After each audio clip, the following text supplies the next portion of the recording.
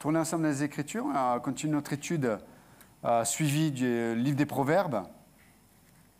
Et nous en sommes, pour ceux qui sont là en général, au chapitre 6. Donc, vous vous souvenez, l'auteur traite des sujets assez divers, mais le premier point, vous vous souvenez, il avait mis en garde contre le fait de s'engager, de se porter garant pour d'autres personnes, de faire des crédits, d'être le créditeur pour quelqu'un. Et on disait que des fois, on peut se lier à des gens de diverses façons. Et le problème, c'est que ça va nous amener à des problèmes profonds des fois. Ça peut amener même des difficultés. Certains s'engagent pour d'autres, mais ça amène des difficultés au sein de leur famille, au sein de leurs relations, etc. Donc l'auteur nous met en garde contre ça. Il nous met en garde contre la deuxième chose, c'est quoi? La paresse. Hein? Donc celui qu'on dit, il a un poil dans la main. Hein? C'est l'expression commune en France. Donc l'esprit de paresse, la passivité, qui souvent emmène un esprit de fatalisme, de négativité. C'est pour ça qu'on râle, parce que quand tu es paresseux, tu n'es jamais satisfait. Tu es comme tu es presque dans une attitude entre le sommeil et le réveil. Et donc il met en garde, il dit fais attention parce qu'il y aura des conséquences soudaines à la paresse. C'est-à-dire, les domaines, c'est souvent on remet à demain ce qu'on devrait faire aujourd'hui. C'est ça la paresse. Hein, c'est une sorte de procrastination. Je remets à demain ce que je devrais faire aujourd'hui. Le problème, ce qui n'a pas été fait va me rattraper demain. Et donc, il met en garde contre ça. Et même, vous savez, des fois, on a des domaines de nos vies où on a besoin d'équilibre, on a besoin de restauration, même de guérison. Il peut y avoir des guérisons où Dieu intervient spontanément et il y a une guérison. Mais la plupart du temps, la façon dont Dieu travaille, c'est quelque chose de profond et quelque chose qui est sur le temps. Et on doit marcher pas à pas avec Dieu, étape par étape, pour qu'il opère ce qu'il a opéré. Parce que des fois, nos blessures ou nos déséquilibres psychologiques, émotionnels ou des fois relationnels sont la résultante de quelque chose qui s'est accumulé, quelque chose qui sont profonds en nous. Et c'est pour cette raison que le travail de Dieu, en général, je dis en général, hein, c'est quelque chose qui se fait sur le temps. Parce qu'on peut, parce que nous on aime bien dans la vie que les choses se fassent un peu, un effort, je fais un sprint, j'ai fait mon effort. La messe est dite. Mais en vérité, très souvent, ce qui forge le caractère de l'homme à l'image de Christ, c'est le marathon, quoi. On court et on court longtemps. Et vous avez remarqué que la vie, Pasteur Dominique en parlait, ça fait 52, 53 ans que Dieu fait ce travail dans sa vie. Ça prend du temps. On se marie, il y a la cérémonie, c'est génial. Mais il y a tout le temps après à vivre. C'est vrai ou pas? Et des fois, on peut bien commencer. Et souvent dans la Bible, on le voit, les gens ils commencent bien, ils finissent mal. Beaucoup même. Mais, donc l'idée, c'est de bien commencer et de bien finir. C'est pour ça que Paul, il n'était pas présomptueux. Il dit, mais à la fin de sa vie, il dit, mais je remercie Dieu, je paraphrase, hein, parce que j'ai couru la course, j'ai combattu le bon combat, j'ai gardé la foi. Il était heureux de finir sa vie de cette façon-là. Donc, ce n'est pas tout de bien commencer, c'est de continuer étape par étape à croître dans notre foi en Dieu, notre confiance. Mais ça demande de faire attention à la paresse, à la passivité, au fait de remettre à demain ce qu'on devrait faire aujourd'hui. Il y a des pensées on doit les traiter sur l'instant. Et pas qu'une fois. Il y a des pensées, il y a des croyants qui sont des fois en dépression, qui sont en burn-out, qui sont usés parce qu'ils ne traitent pas rapidement certaines pensées. Et le problème des pensées non traitées produisent des émotions qui vont nous faire réagir. On va être, et quand je parle de réaction, ça veut dire qu'on n'est pas maître de nos émotions. Et donc il faut absolument, et tout commence, la guerre se passe dans la pensée. Je vous le dis, la guerre se passe dans la pensée. Et on doit traiter rapidement nos pensées. Demandez à Dieu, aide-moi. Chaque jour, Seigneur, aide-moi à traiter ces pensées. Parce que tu parlais du fil qui en amène un autre, mais une pensée peuvent produire malheureusement des forteresses de raisonnement, dit l'Écriture, qui vont s'élever contre la connaissance de Jésus-Christ. Et donc, on va avoir une bonne structure rationnelle de raisonnement et de conclusion, mais ça va nous rendre orgueilleux. Ça va nous rendre orgueilleux.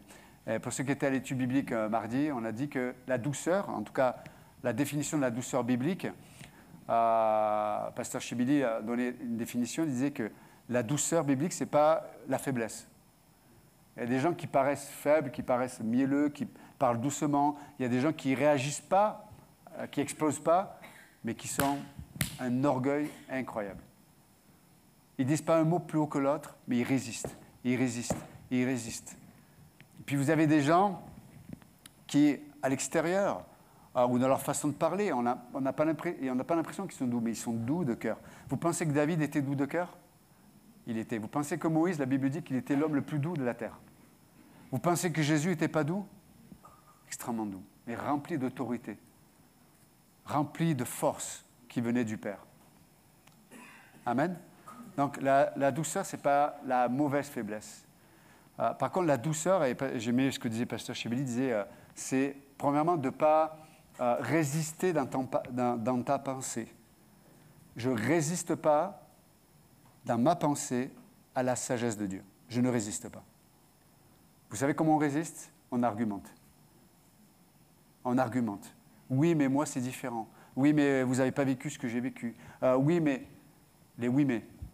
C'est un poison. Écoutez-moi bien, c'est un poison contre l'œuvre du Saint-Esprit en nous qui veut, in fine, nous amener à la guérison.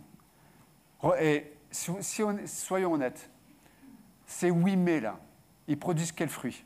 Parce qu'on reconnaît un arbre à ses fruits. Ils produisent quels fruits dans ta vie ? C'est quoi les fruits qu'ils produisent ? Est-ce qu'ils produisent la plénitude, ils produisent la joie, ils produisent l'espérance ? Quels fruits produisent-ils ces oui mais ? Hein ? On ressasse, mais ça produit des mauvais fruits. Que là, la douceur biblique, la douceur du cœur de l'homme, c'est de ne pas résister à ce que Dieu dit. De ne pas résister à ce que Dieu dit. Il y a des fois, je ne comprends pas ce que Dieu dit. Je ne comprends pas pourquoi il le dit. Mais je ne suis pas Dieu. Vous l'avez bien vu, ça. Vous avez bien vu que vous n'êtes pas Dieu non plus. J'espère. Hein ? Donc, il y a des choses que Dieu dit qui demandent juste l'obéissance. Mais l'obéissance, la bonne obéissance, est la résultante de la confiance. Et la confiance vient quand on apprend à se laisser aimer. Quelqu'un qui ne sait pas se laisser aimer, c'est quelqu'un qui ne fera pas confiance. C'est le processus. Et il ne peut pas y avoir de bonne soumission s'il n'y a pas une assurance de cœur que ce que Dieu veut, c'est motivé par son amour. C'est pour ça que si vous lisez Romains 8, Paul, il déroule la richesse de l'œuvre de Dieu dans son amour. L'amour de Dieu, c'est essentiel. Ce n'est pas de le savoir. Est-ce qu'on accepte? Est-ce qu'on la reçoit? Est-ce qu'on l'embrasse? Est-ce qu'on se nourrit de l'amour de Dieu? Donc, ne pas résister dans sa pensée.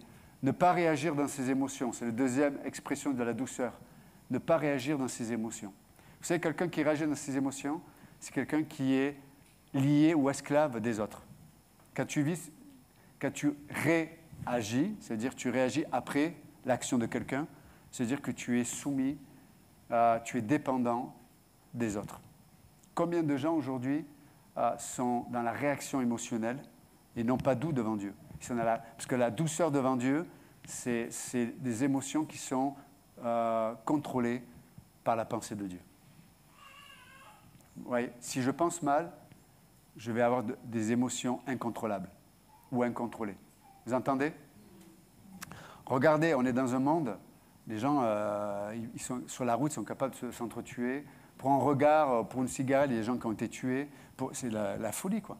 Des divorces, pour des détails, c'est souvent des détails, mais qui s'accumulent.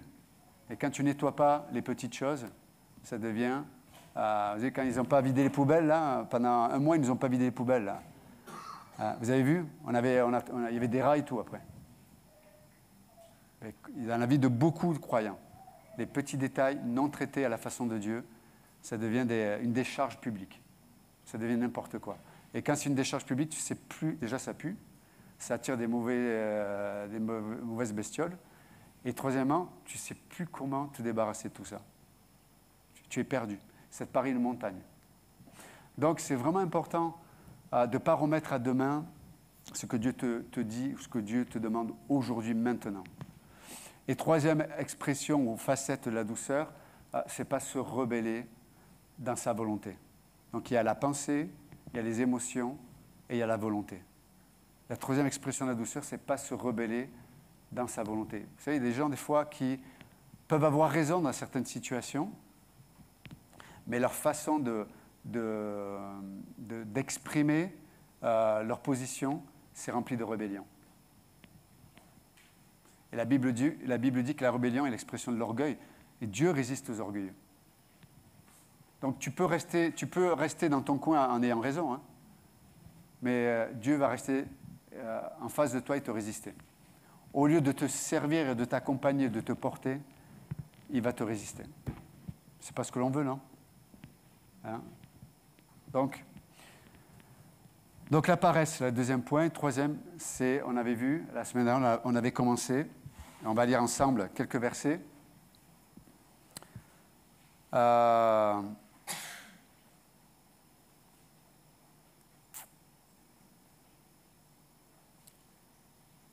Verset 12. Le vaurien est un homme injuste, ou le pervers. Est un homme injuste. Il marche la fausseté dans la bouche, il cligne des yeux, parle du pied, fait des signes avec les doigts. La perversité est dans son cœur. Il médite le mal en tout temps. Il déchaîne des querelles. Parce qu'il est en agitation intérieure. Il est en querelle intérieure contre Dieu et contre lui-même. Et ici, ce qu'il y a dans le cœur va ressortir. C'est vrai ou pas? Vous savez, une souffrance non réglée va faire que nous-mêmes, on va faire souffrir les autres de la souffrance dont on souffre. Quelqu'un qui a été abusé, souvent malheureusement, c'est quelqu'un qui va abuser. Quelqu'un qui a été maltraité, malheureusement, c'est quelqu'un qui va maltraiter. C'est vraiment important de comprendre ce principe. Aussi, sa ruine arrivera-t-elle subitement?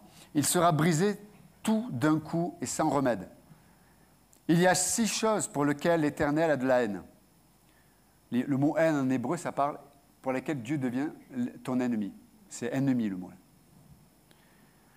Et même 7, qu'il a en horreur. Les yeux hautains, la langue trompeuse, les mains qui répandent le sang innocent, le cœur qui médite des projets injustes, les pieds qui se hâtent de courir au mal, le faux témoin qui profère des mensonges et celui qui déchaîne des querelles entre frères.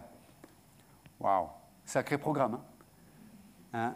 Le vaurien, le pervers. Vous vous souvenez, on avait dit qu'en hébreu, ce mot signifiait celui qui a reçu quelque chose, mais qui, au lieu de l'utiliser pour la raison pour laquelle on le lui a donné, va l'utiliser que pour lui-même. Il va se servir lui-même. C'est ça le vaurien ou le pervers. Et je voudrais que nous puissions comprendre que le cœur de Dieu, je vous le dis, hein, c'est le verset 20. Et on va revenir à ce que je viens de lire. Le verset 20 dit quoi? Voilà le cœur de Dieu. Voilà la volonté de Dieu pour toi. Mon fils, ma fille, garde le commandement de ton père. Et le commandement, c'est carrément la correction. Là. Et ne rejette pas l'enseignement de ta mère. Le mot enseignement, vous vous souvenez, c'est le mot Torah. Hein. C'est de la maman qu'il y a le côté affectif dans l'enseignement, le côté relationnel de l'enseignement. Attache-les constamment sur ton cœur, noue-les à ton cou. Ils te dirigeront dans ta marche, ils te garderont sur ta couche, ils te parleront à ton réveil. C'est extraordinaire, non? Waouh! Donc, dans ta sphère consciente, dans ta sphère inconsciente, quand tu dors, et la résultante, c'est que quand tu t'éveilles, ça produit un fruit. C'est quand même incroyable. C'est un rêve de vivre comme ça. Hein. Il te parlera à ton réveil, car le commandement est une lampe, l'enseignement une lumière. Et les réprimandes éducatives sont le chemin de la vie. Voilà. Ça, c'est le plan de Dieu pour nous. C'est qu'on soit dans cet épanouissement spirituel, dans notre relation avec lui et dans notre vie au quotidien. Alors là, évidemment, c'est une description idéale. Alors on sait qu'on est plus compliqué que ça, malheureusement. Je suis plus compliqué que ça. Vous êtes plus compliqué que ça. Mais c'est le projet de Dieu. Et donc, parce qu'on pourrait, on va voir ce qu'on a lu tout à l'heure. On se dit, mais attends, on apprend plein, enfin, le pervers, le machin, le bidule. Et oui, mais Dieu est obligé de décrire le potentiel de l'homme lorsqu'il s'éloigne de Dieu ou lorsqu'il fait sa vie, afin qu'on puisse le repérer. Dans ce monde, dans les situations dans lesquelles on se trouve, familiales, au boulot, etc., mais aussi en nous. Parce que malheureusement, on a tous ce potentiel, à cause de la nature pécheresse, on a tous ce potentiel comme tu disais, l'adoration produit le service, mais quand on s'adore soi-même, on va se servir soi-même. C'est QCM, comment on dit, QFC, quoi? Quoi? C'est ce que fait Dieu, voilà en tout cas. C'est QFD. Mais, donc voilà, et juste, donc revenons un peu à ces quelques versets. Vous êtes avec moi encore? Je sais qu'il fait chaud, mais on va se concentrer. Donc on peut voir que lorsqu'il parle du pervers, l'auteur, donc je l'ai dit, je ne vais pas redéfinir ce que je dis tout à l'heure, dans le verset 12, c'est un homme inique. C'est intéressant parce que le pervers ou le vaurien, ça sous-entend, on va dire, dans Deutéronome 13, c'est la première occurrence de ce mot-là, hébreu, pervers ou vaurien, c'est celui qui pousse à l'idolâtrie par sa langue, le pervers. C'est celui qui pousse les autres, qui veut faire entrer les autres à l'idolâtrie à travers sa langue. Il veut vous prouver que tu dois vivre pour toi-même. Vous savez, il y a une philosophie que... peut-être que vous ne serez pas d'accord avec moi, et il n'y a pas de problème. Vous n'êtes pas obligé d'être d'accord avec moi. C'est juste que vous ne serez pas d'accord avec Dieu et sa parole. Mais je vous taquine. Il faut savoir si vous êtes avec moi ce matin. Mais c'est vrai que dans le christianisme, on peut retrouver des philosophies qui vont soutenir une vision d'église ou des enseignements. Mais je crois que Dieu, personnellement, veut nous conduire et il le dit dans les béatitudes, heureux.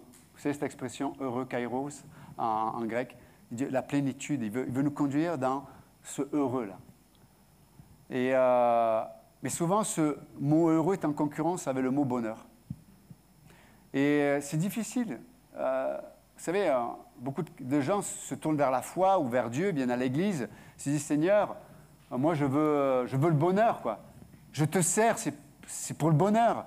Je veux me sacrifier, mais c'est pour le bonheur. Et Dieu dit, mais je ne t'ai pas promis le bonheur.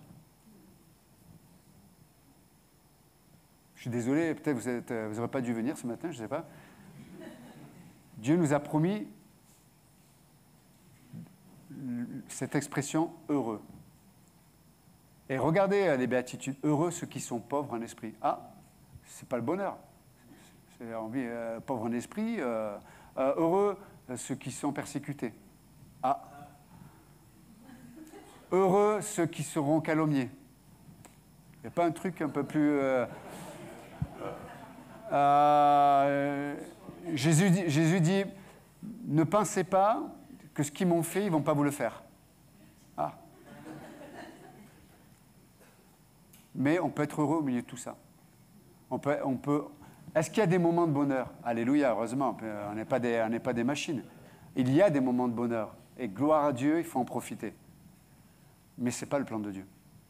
Si vous venez ici le dimanche en disant, bon, pasteur, donne-moi les clés ou donne-moi je sais pas, une boisson spéciale ou une onction spéciale, je souffle le Saint-Esprit et ça va être que du bonheur. C'est comme les gens, je l'ai déjà dit, les gens qui ont des enfants et qui, je dis, alors ça va avec les enfants? C'est que du bonheur.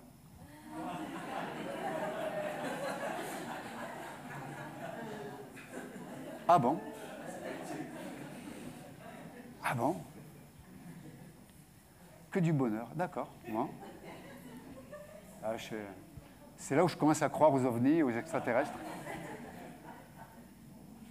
Moi, on a des moments de bonheur, on est heureux d'avoir un enfant ou des enfants. Que du bonheur, non, il faut arrêter de me raconter des bêtises.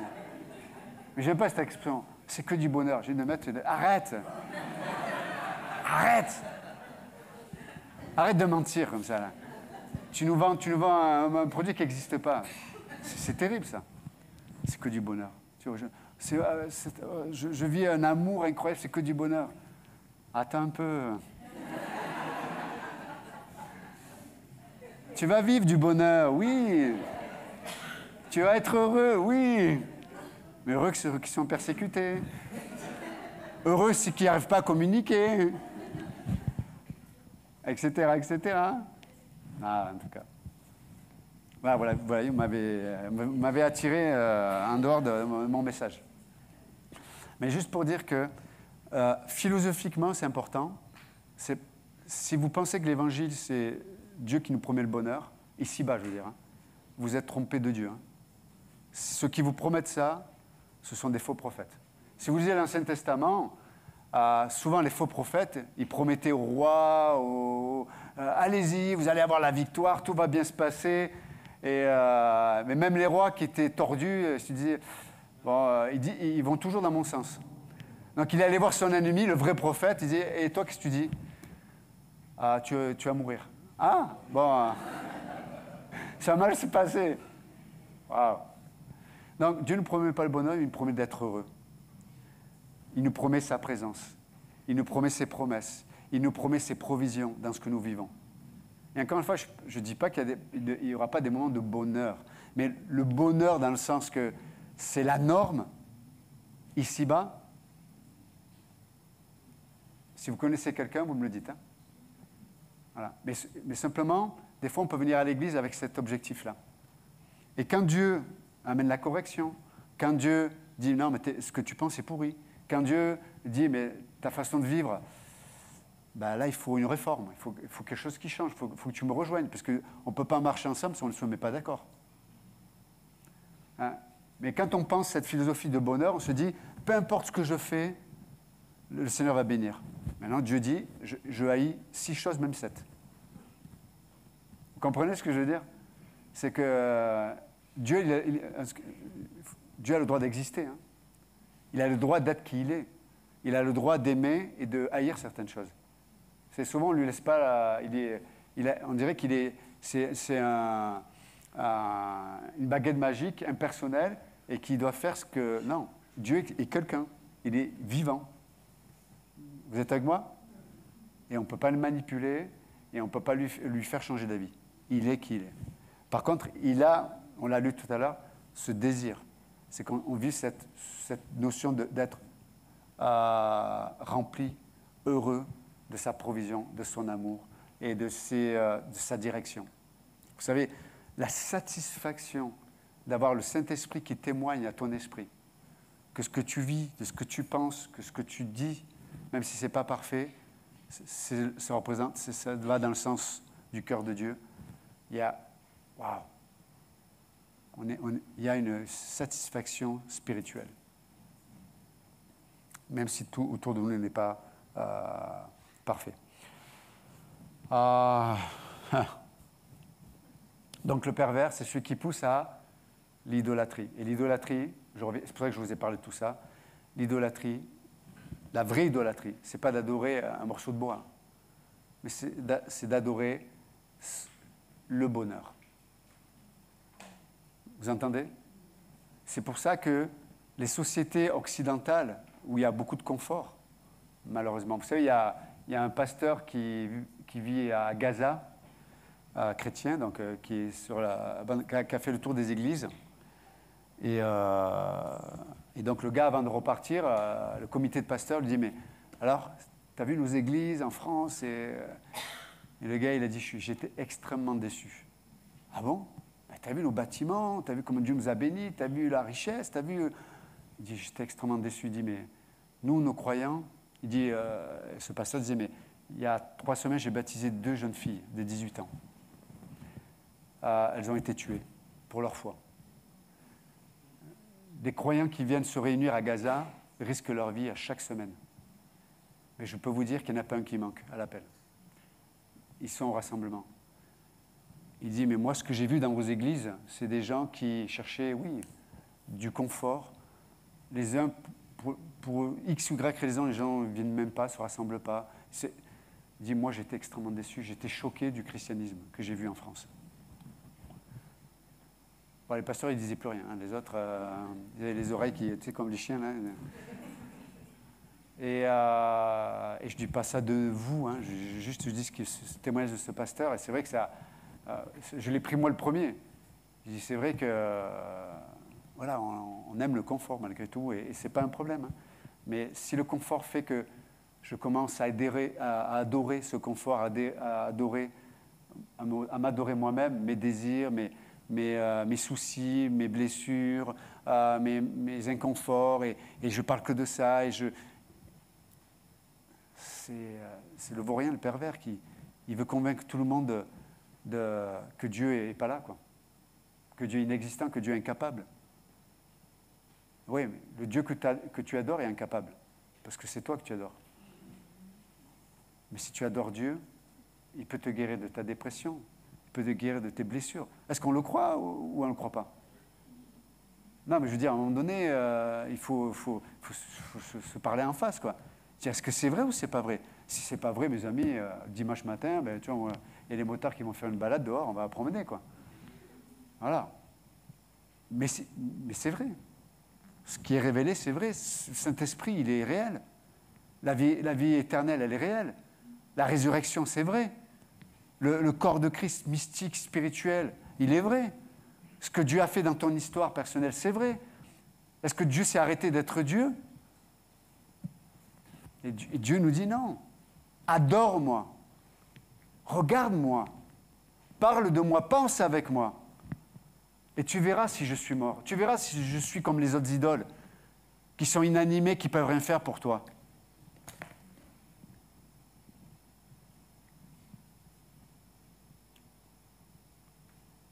Et ce que tu disais, pasteur, l'adoration. Qui allons-nous adorer? Ce Dieu qui intervient, ce Dieu qui guérit, ou est-ce qu'on adore nos pensées, notre histoire, nos expériences, mauvaises, bonnes, ce que les gens nous ont fait? Moi et ma maison, je dis Josué, on a choisi de servir l'Éternel.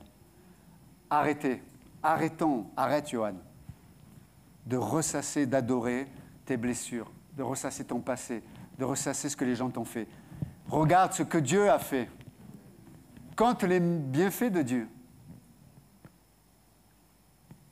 Et tu verras, en adorant, comme dit le chant, combien le Seigneur est grand dans tout ce qu'il fait dans ta vie.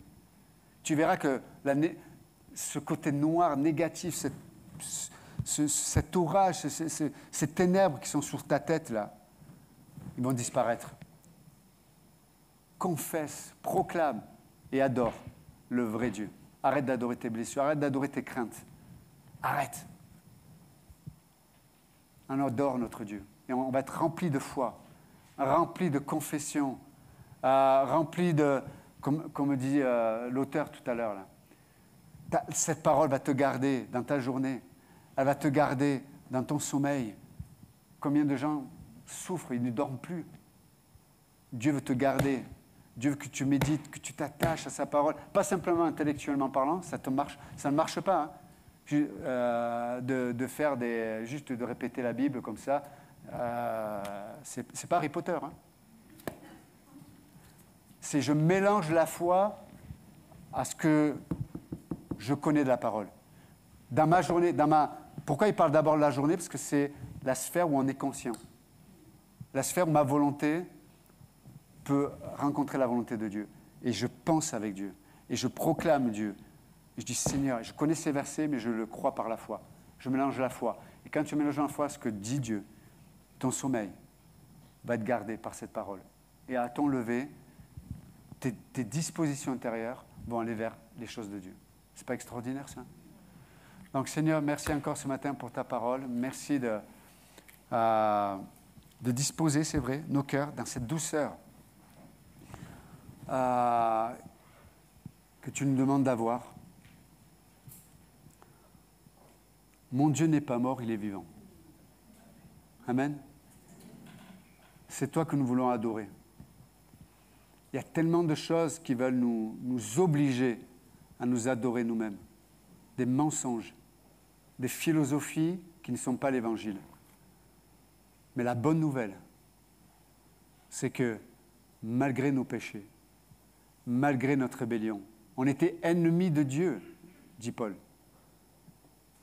Mais Dieu, dans sa miséricorde, il nous a sauvés. Amen. Et Dieu, dans sa miséricorde, aujourd'hui, dans notre vie, dans ce que nous vivons, il veut te sauver par sa parole. Il veut te guérir. Regardons vers lui. Arrêtons de dire oui mais non. Oui Dieu, mais Dieu, Amen, qui est riche en miséricorde.